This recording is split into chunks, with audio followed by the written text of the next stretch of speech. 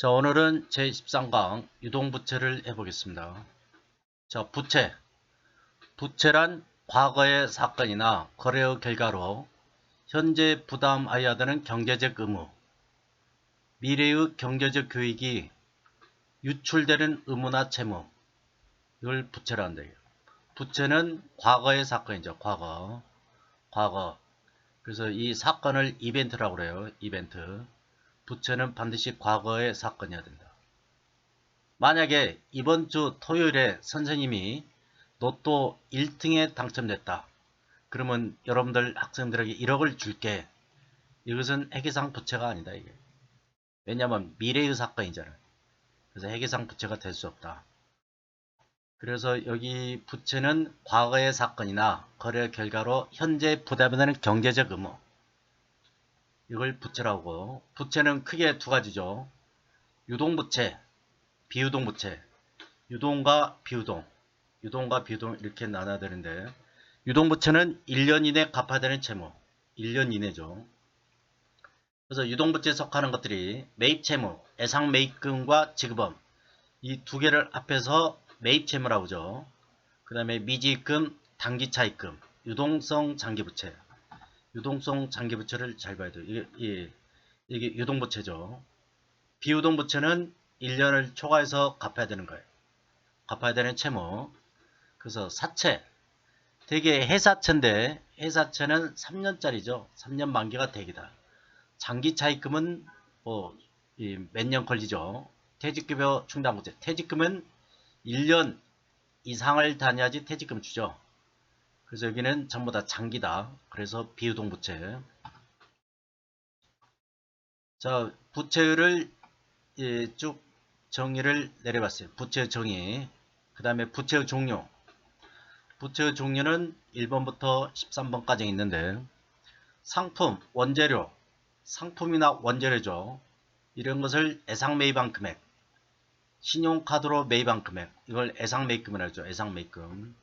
상품이나 원재료, 이 두 개를 잘 봐야 돼요. 상품이나 원재료를 예상매입한 금액은 또는 신용카드로 매입한 금액은 예상매입금. 2번은 지급범위죠. 상품이나 원재료 매입할 때 어음 발행하여 지급한 금액, 이걸 지급범이죠. 그 다음에 예상매입금 두 개를 합해서 지급범, 이걸 합해서 통합계정으로 매입채무라는 거예요. 매입채무. 그 반대로 매출채권 있죠. 매출채권은 예상매출금 플러스 받으럼 두 개를 매출채권. 그래서 매입채무와 매출채권 이렇게 암기를 하시고, 그 다음에 3번 재고자산이 아닌 다른 자산을 구입할 때 예상금액 또는 비용 지출 예상금액, 어음금액, 카드금액, 이걸 전부 다 미지급금입니다. 미지급금. 여기 미지급금이죠. 그래서 상품이나 원재료는 예상으로 사면 예상매입금, 어음 발행하면은 지급범이에요. 근데 상품 원재료가 아니면은 다른 자산이면은 전부 다 미지급이에요. 미지급 아시겠죠?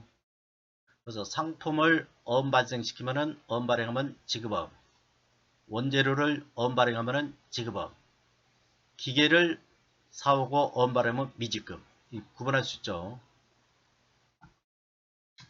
그 다음에 미지급 비용, 단기 발생 비용이지만 단기 말에 이제 미지급된 금액, 지급길이 차기예요. 그러니까 돈을 올해 말까지 주는 게 아니라 내년에 주는 거예요. 내년에. 그러면 미지급 비용이다.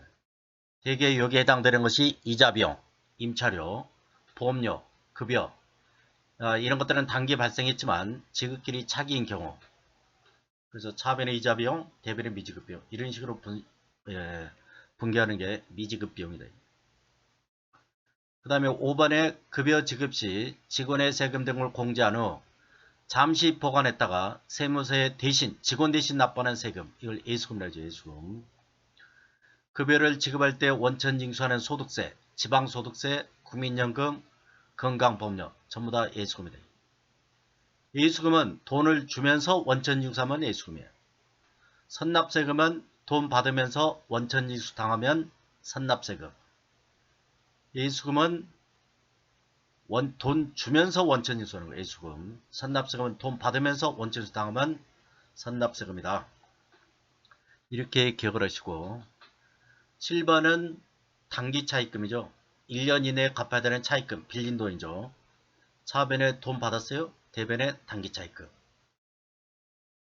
그 다음에 8번은 상품을 판매하기라고 계약하고 미리 받은 계약금. 선수금이죠. 선수금. 나중에 매출로 대출된다. 선수금. 그래서 판매 계약금은 선수금. 이에 반해서 미리 준 계약금. 선급금이죠.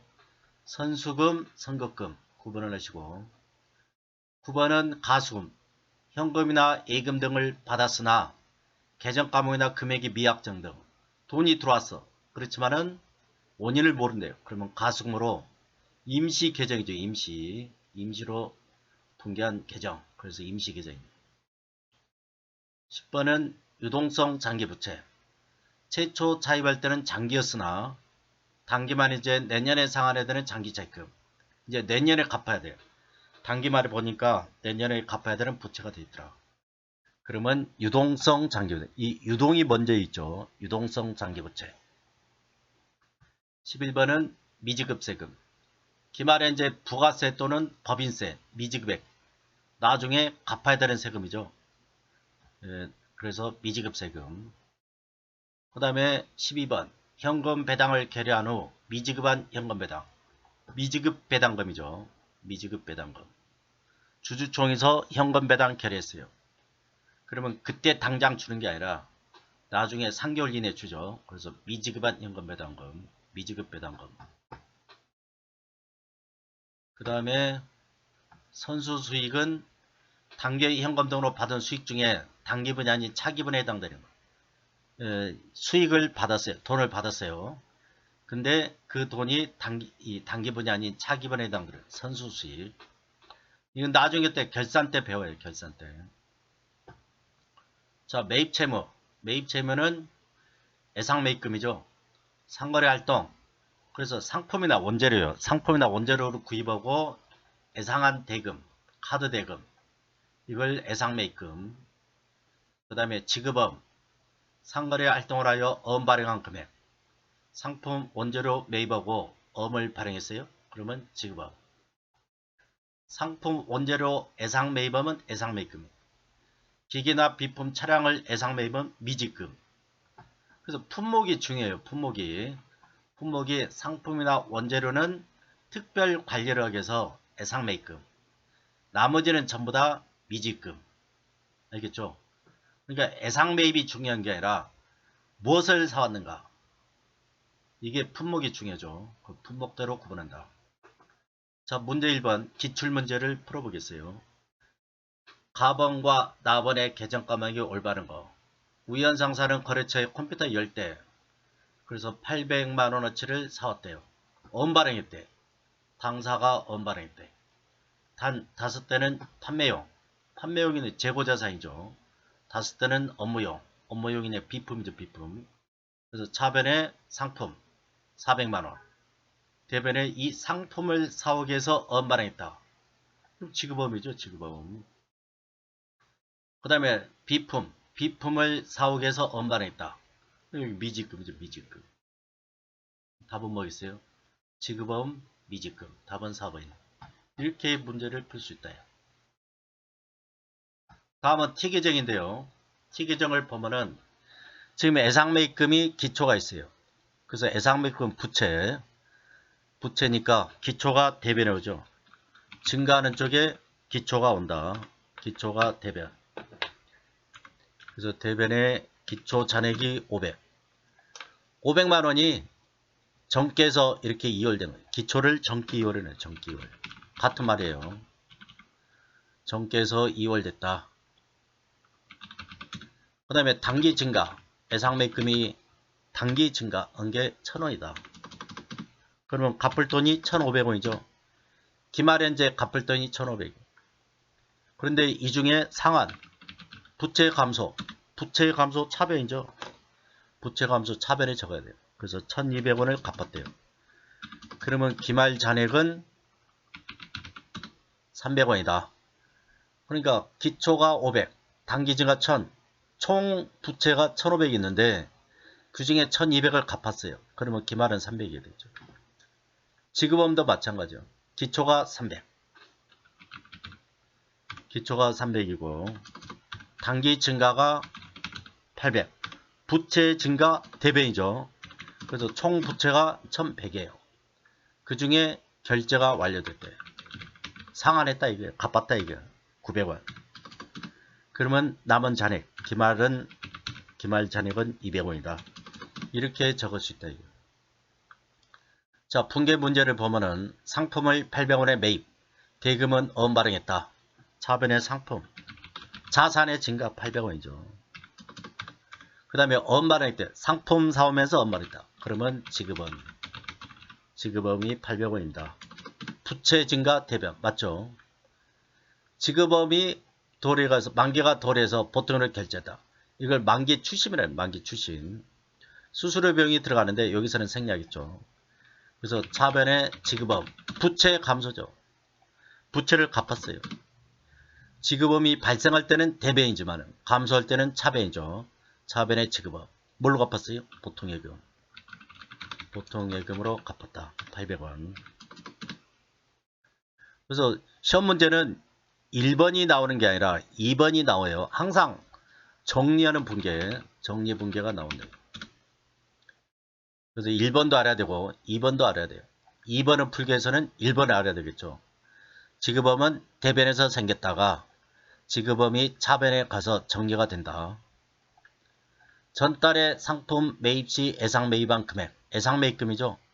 전자원 발행을 상환했다. 지금 예상 매입금을 갚았다는 거예요. 그래서 예상 매입금. 부채 감소 차변이죠. 차변에 700원. 대변에 언발행했대요. 그러면 지급원이 돼요. 지급원이 700원. 아시겠죠? 상품 매입 시 가백에서 예상 매입한 700원을 매출거래처 을로부터 받은 험을 배서 양도 지급다. 지금 예상 매입금은 갚았대요. 지금 예상 매입금 거래처를 넣어야 돼요. 거래처가 갑이에요. 내가 예상을 700원. 가백에서 예상한 금액이 700원 있는데 갚았어요. 뭘로 갚았어요? 매출 거래처부터 받았던 받은 험.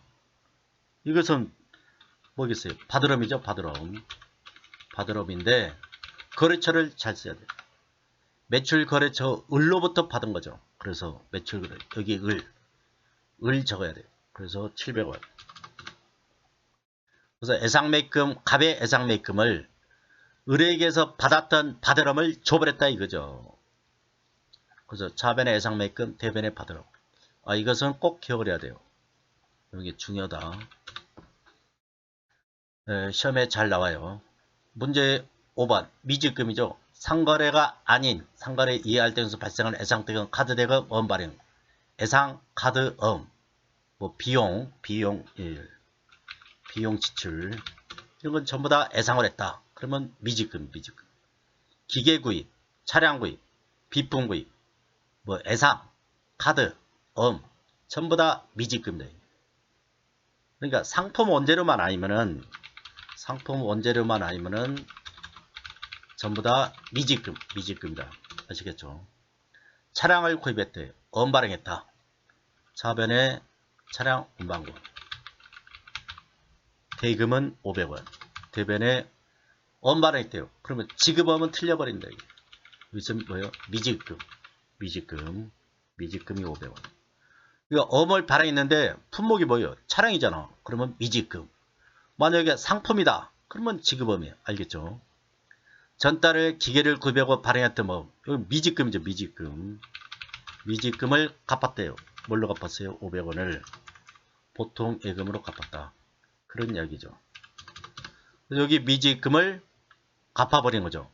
미지금이 발생할 때는 대변, 감소할 때는 차변, 정리분계.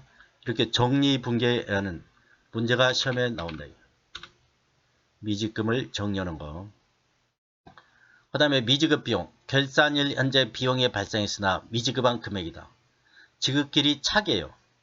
그러니까 올해 안 주고 내년에 갚는 거예요. 이자 비용, 보험료, 임차료, 급여 이렇게 단계 비용이 발생했으나 결산일이 미지급, 결산의 미지급, 그 다음에 지급끼리 차기, 이때는 미지급 비용이 해야 된다. 그럼 미지급금과 미지급 비용의 차이점 뭐냐? 기말현재 둘 다 비용이 발생, 미지급했어요. 둘 다 미지급인데 지급끼리, 그러니까 결제하는 날이, 돈 갚는 날이 단기 말까지 갚아야 되는데 못 주고 있다. 그럼 미지급이야. 그 다음에 단기가 아니라 차게 갚아야 된다. 그럼 미지급 비용. 자, 예를 들어서 결산일 12월 31일 현재 12월분 급여를 기말현재 미지급이다. 지급일은 12월 25일. 25일까지 급여를 지급을 해줘야 되는데 못 주고 있다. 이거 기말현재. 그래서 차변의 급여가 얼마? 500원. 대변의 미지급 금이죠. 이때는 미지급 금이에요. 급여 500원을 미지급했다.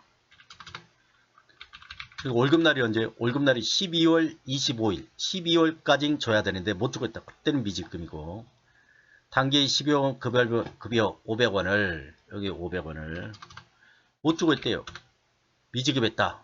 그런데 월급날이 1월 5일. 다음 달이다. 다음 달. 차기다. 그러면 차변에 급여를 발생시키고 대변에 미지급 비용한다.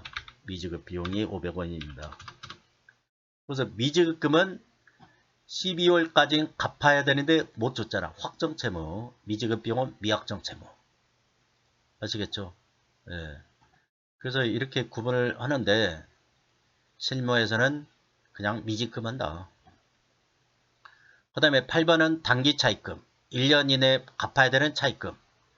1년 이내 돈 빌려주고 받을 돈은 단기 대여금이죠. 갚을 돈은 단기 차입금. 그 다음에 선수금. 상품을 판매하기 전에 판매 계약금을 미리 받은 금액. 그래서 선수금이 발생하면 선수금을 대변해. 그 다음에 선수금을 나중에 매출과 대체하면 차변에 기록한다. 상품을 900원에 판매하기로 계약. 계약은 회계 처리한다 안 한다? 계약은 회계 처리 안 한다. 계약은 계약된 금액 900원은 회계 처리 안 한다. 단지 계약금 100원 현금 받았잖아요. 그럼 차변에 현금 100원 받았어요. 대변에 이렇게 미리 받은 계약금 선수금이 100원 있습니다. 문제 2번은 상품을 900원에 판매하고 대금은 계약금 100원에 전환 800원의 현금 받았다. 그러면 차변에 현금 받았네. 현금 800원 받았다. 돈 받았어요. 800원. 뭐 때문에 받았어요? 상품 매출. 상품 매출이 900원. 900원의 상품을 매출하고 현금 800원 받고 100원은 여기서 미리 받았잖아요. 미리 받은 것을 정리하는. 그래서 선수금을 정리하는 거죠. 그래서 선수금은 대변의 기록. 선수금이 발생하면 대변의 기록. 그게 정리하면은 차변의 기록. 선수금 정리하는 거죠. 시험에 뭐가 나오겠어요? 2번이 나오겠죠. 2번. 항상 시험은 2번에 나온다. 백화점 입장에서 상품권을 현금 받고 판매다. 차변의 현금. 돈 받았네요. 500원. 대변의 선수금. 매출이 아니다. 매출로 잡으면 안 된다. 그래서 차변의 현금, 대변의 선수금. 선수금 잡았죠. 그럼 매출이 언제냐? 상기 상품권이 매장에서 물건과 상품과 교환해 갔대요. 그때 매출로 잡으면 돼요. 그래서 선수금을 정리한다. 500원. 그 다음에 상품 매출이 500원. 선수금이 발생했다가 선수금이 차변으로. 최근에 모 백화점이 상품권을 판매하고 전부 다 매출로 처리했대요. 그러면 수익이 과대됐죠. 수익이 과대. 매출이 아닌데 수익이 과대. 부채 과소. 자, 이런 것들을 분식회계라고 하죠. 분식회계. 회계 원리에 나오는 것을 신세계 백화점 말하면 안 되죠. 그 사람들이 모르겠어요. 서울대 나온 사람들이 다. 분식회계죠. 분식회계. 상품권 판매는 매출이 아니다. 상품권을 매장에서 상품과 교환할 때 수익으로 인식한다. 상품 교환할 때 꼭 기억을 해두시고. 10번의 예수금. 회사가 급여 지급 시 직원의 세금을 원천징수하여 잠시 보관, 대신 납부하는 제도죠. 직원이 부담하는 소득세, 지방소득세, 국민연금, 건강보험료, 고용보험료를 회사가 징수했다가 대신 납부한다. 그래서 회사가 돈을 지급하죠. 급여를 지급한다. 직원의 소득자가 돈 받으면 돈을 받죠. 그때 100만원인데, 월급이 100만원인데 그 중에 네가 내야 되는, 직원이 내야 되는 세금 2만원을 안 주죠. 이걸 원천징수라는데, 원천징수. 그래서 실제 직원은 98만원 받는 거예요. 내 월급이 100만원인데 98만원 못 받는 거예요. 실수령이라고 하죠. 그래서 2만원은 회사가 원천징수. 이렇게 원천징수했다가 그 원천징수 2만원은 회사가 먹는 게 아니죠. 세무서에 납부하는 거죠. 납부. 그러니까 회사 입장은 세무서에 납부할 의무가 생긴 거죠. 그래서 부채, 예수금은 부채예요. 자, 문제를 보면은 회사가 직원급여 800원을 지급하다. 이중소득세 100원, 지방소득세 10원, 국민연금 100원 공제한 후 현금 590원 지급한다. 차변의 급여. 회사가 급여를 지급했네요. 800원. 그런데 원천징수했대요. 지방소득세, 소득세, 국민연금. 그래서 예수금이 얼마 있어요? 예수금이 210원. 나머지는 590원은 현금으로. 아시겠죠? 회사가 급여를 800원 지급했지만 이렇게 내야 되는, 직원이 내야 되는 각종 세금, 국민연금을 원천징수하죠. 직원이 부담하는 세금 등을 원천징수해. 그러한 것을 예수금입니다. 예수금. 원천징수한 소득세 100원은 세무서에 납부하고 지방서는 구청이 납부다. 회사가 원천징수했어요. 예수금을. 이렇게 원천징수 세금을 110원은 세무서에, 10원은 구청에 현금으로 납부하다. 이렇게 납부를 한다. 그 다음에 원천징수 국민연금. 이게 원천징수 국민연금 여기 100원 있잖아. 100원은 직원 부담이죠. 그래서 직원의 월급에서 뺐어요. 공제했죠. 그 다음에 또 회사 부담분 100원. 그러니까 국민연금은 9%인데 직원이 4.5% 부담하죠. 그 다음에 회사가 4.5% 부담해요. 반반씩 부담해요. 그래서 국민연금 200원을 납부했는데, 직원 부담 100원, 회사 부담은 100원 이렇게 납부합니다. 그러면은 차번에 직원 부담분은 예수금이었죠. 예수금. 예수금을 100원. 그 다음에 회사 부담은 생감가. 여기는 이제 800번대, 영업부문은 800번대죠. 100원. 그래서 현금 200원을 국민연금공단에 납부를 합니다. 그래서 이 현금 200원 국민연금에 납부할 때, 공단에 납부할 때는 직원부담분 100원, 예수금이죠. 예수금. 회사 부담분 100원, 세금과죠. 이렇게 납부를 한대요. 4대 보험을 정리하면은 국민연금, 건강보험, 고용보험, 산재보험이 4대 보험이죠. 직원부담분은 원천공제예요. 이걸 원천공제라고 한대요. 그래서 개정 과목은 예수금. 얘들은 무조건 예수금이에요. 직원이 부담하는 월급에서 공제하니까, 원천공제하니까 예수금. 소금이 아니라 수금. 산재보험은 없어요. 직원 부담이 없어요. 회사 부담은 세금과, 그 다음에 여기는 복리후생비 또는 보험료 등등.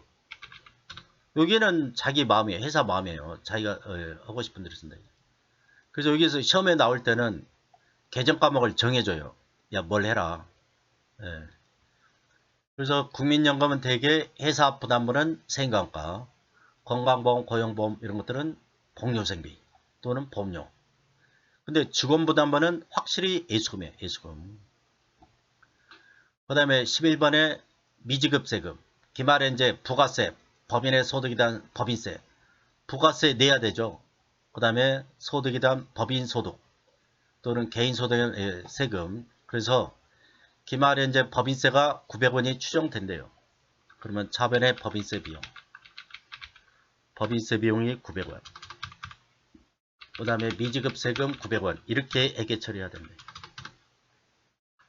그래서 여기 이것은 미지급 법인세 비용, 이것은 그 결산에 자동 결산돼요. 자동 결산은 분개할 필요 없어요.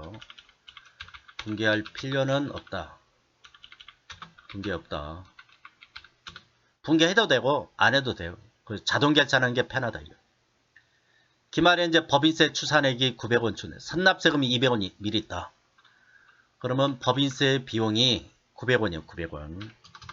그런데 선납세금 미리 납부한 세금이 선납세금 200원이 미리 있대요. 200원. 나머지 700원은 내년에 내야죠. 미지급 세금. 700원. 이렇게 분결을 하는데 이건 자동 결산돼요. 자동 결산이니까 이렇게 분결을 하는구나. 그 정도만 알면 돼요. 자동 결산이 훨씬 더 편해요.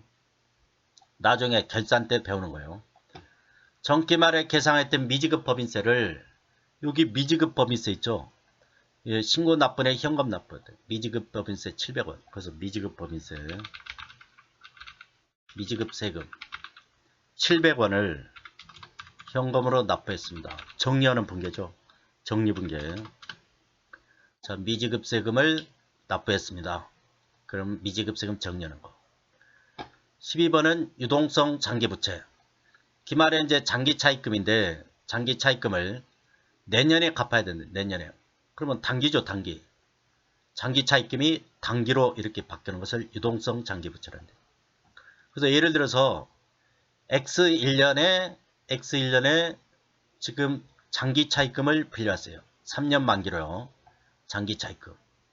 그럼 1년 지났어. 그럼 이제 2년이죠. 2년 남았죠. 여기서 1년, 2년.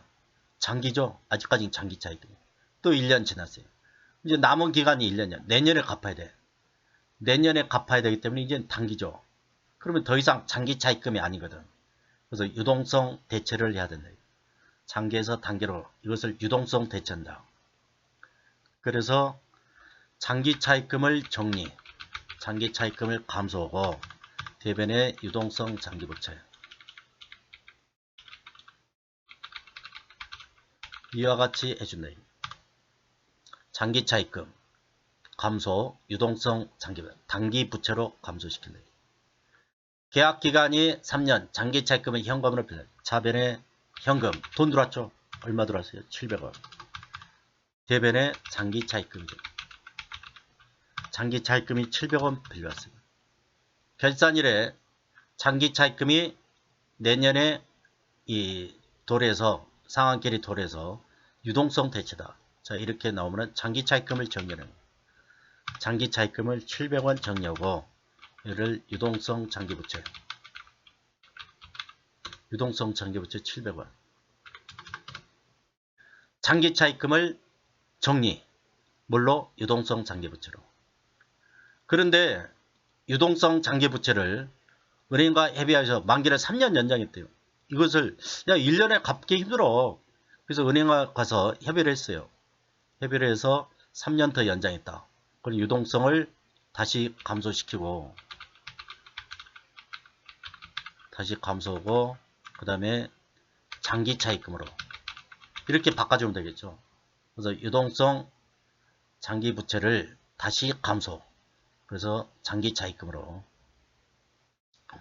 그 다음에 13번은 미지급 배당금. 여기 미지급 배당금. 주주총에서 현금 배당 주기로 결의함. 현금 배당 주기로 여기가 주기로 결의함. 주총에서 현금 배당 100만원 주기로 결의하다. 이익준비금도 설정하다. 이익준비금은 현금 배당의 몇 프로? 10%.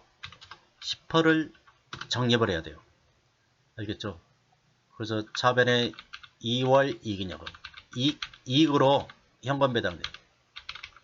그 이익금은 여기에 전부 다 적립해요. 차변에 2월 이익이익금. 이익이익금이 110원이 되겠죠. 그래서 미지급 배당금. 현금 배당은 그 자리에서 현금 주는 게 아니라 3개월 있다 주는 거예요. 3개월 이내에 주는 거예요. 100원. 10원은 뭐겠어요? 현금 배당의 10%를 적립해야 돼요. 이게 이익준비금이죠. 이익준비금. 차변의 이월인요금, 대변의 미지급 배당금, 그 다음에 이익준비금. 상기 현금 배당금 100만원을 주재기의 원천전 세금 15만원 4천을 제하고 나머지는 보통 예금 지급하다. 차변의 미지급 배당금 100만원, 여기 이제 100만원 쓸게요. 대변의 원천징수한 세금, 돈 주면서 원천징수했대요. 그럼 뭐 있어요? 예수금. 예수금이 15만 4천원. 나머지는 보통예금으로. 보통예금. 차변의 미지급 배당금, 예수금, 보통예금. 그 다음에 가수금. 가수금은 돈이 입금되었어요. 근데 그 내용을 알 수 없다. 임시 개정이죠. 가수금 100원이 매출 계약금으로 밝혀지면은 가수금을 차변에, 가수금은 대변에 있다가 차변에 없어지는 거죠. 가수금이 매출 계약금이 101원이 매출을 밝혀지면은 선수금을 여기 매출 계약금, 매출 계약금은 선수금이죠. 선수금. 그래서 대변의 기록을. 자, 보통 예금에 700원이 입금됐대요. 그 원인을 알 수 없다. 차변의 보통 예금. 돈 들어왔어요. 돈이 700원 들어왔는데 원인을 모른대요. 그럼 뭐겠어요? 가수금. 가수금이 700원. 돈이 들어왔는데 원인을 몰라. 가수금. 가수금 처리된 700원이 판매 계약금. 그래서 가수금이 원인을 찾아냈어요. 야, 700원이 판매 계약금이다. 그럼 뭐겠어요? 선수금이죠. 선수금. 선수금이 얼마? 100원. 나머지 600원은 애상판매대금, 애상매출금, 애수환급. 그래서 가수금을 정리하면 차변, 가수금을 정리하면 차변, 선수금, 선수금이 발생되면 대변, 선수금은 대변에 기록한다. 아시겠죠? 이게 중요하죠. 아주 중요해요. 나머지는 애상매출금. 지방 출장한 김대리부터 원예면은 600원이 보통예금, 차변의 보통예금. 통장에 600원이 찍힌 거예요. 야, 600원이 뭐냐? 김대리가 연락 두 자리야. 그래서 가수금으로 600원. 상기 원인을 모르는 돈 600원이 거래처 애상대금으로 했을 때. 그래서 거래처 애상대금. 가수금이 600원 정리는 애상매출금으로. 애상매출금으로 정리했다. 600원. 알겠죠? 가수금 600원은 매출계약금으로 받은 확인되고 애상판매대금으로는 이건 똑같은 문제예요. 가수금 600원이 매출계약금, 선수금이죠. 선수금. 선수금이 500원. 100원은 애상매출금으로.